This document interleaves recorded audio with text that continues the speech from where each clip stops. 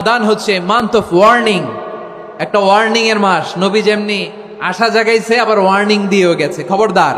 ওয়ার্নিংটা কেমন? আল্লাহর হাবিব সাল্লাল্লাহু আলাইহি ওয়াসাল্লাম মসজিদে নববীর ভেতরে হঠাৎ তিনি মসজিদে নববীর মিম্বারে পা রেখে বললেন আমিন। দ্বিতীয় ধাপে পা রেখে বললেন আমিন, তৃতীয় ধাপে পা রেখে বললেন আমিন। সাহাবারা অবাক হয়ে বললেন, ইয়া রাসূলুল্লাহ, ইয়া হাবিবাল্লাহ, তিনবার শুধু আমিন আমিন পড়লেন, কেন পড়লেন আমরা কিছু জানি না, আমাদেরকে জানিয়ে দেন কেন আপনি তিনবার আমিন বললেন। রাহমাতাল লিল আলামিন আল্লাহর হাবিব বললেন, ও আমার প্রাণের সাহাবীরা, আমি যখন মসজিদে নববীর মিম্বারের প্রথম ধাপে পা রেখেছি, সাইয়েদনা জিবরিল এসে আমাকে বলেছে, ও নবী, আপনার নাম শুনে যে ব্যক্তি আপনার উপর দুরূদ পড়ে না তার ধ্বংস। আপনি বলেন আমিন। আমি বলেছি আমিন।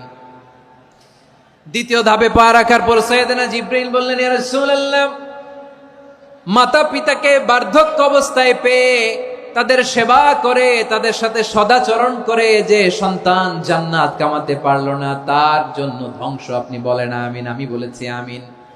আবার মিম্বারের তৃতীয় ধাপে ঠিক যখনই আমি পা রাখলাম, সাইয়েদনা জিবরাইল বললেন, নবী, রমজান মাস পাওয়ার পরে এই মাসে ইবাদত করে যে ব্যক্তি নিজের গুনাহ মাফ করাতে পারলো না, তার জন্য ধ্বংস। আপনি আওয়াজ করে পড়েন আমিন।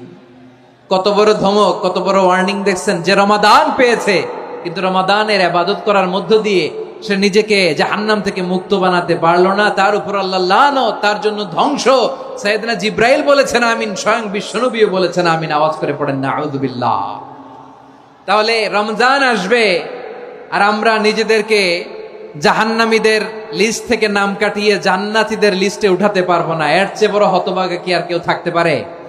আওয়াজ করে বলেন।